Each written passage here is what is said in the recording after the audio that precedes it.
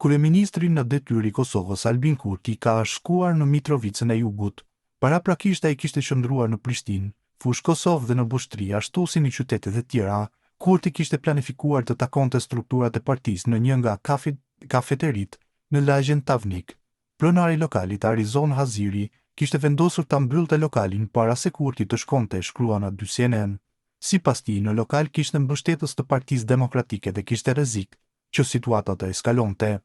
Për shkak të telasheve të vazhdueshme nga të dyja palët, kemi vendosur ta mbyllim kafeterinë, pasi është rrezikuar siguria e qytetarëve dhe imja personale.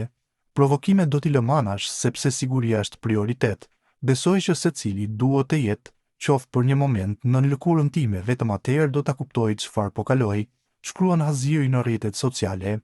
Kurti gjithsesi ka zgjedhur të shkojë në një tjetër kafeteri, ku ka takuar kandidatin për kryetar të partisë së tij, Faton Peci. I pyetur nga gazetarët për qëllimin e vizitës, Kurti nuk ka dhënë një përgjigje. Kryetari i AK-s Ramush Haradinaj ka reaguar në lidhje me procesin e votimit në Junik. Haradinaj tha se nga të dhënat nga shtabi në Junik tregojnë se shumë persona po marrin pjesë në procesin e votimit në Junik pa qenë banorë të kësaj komune.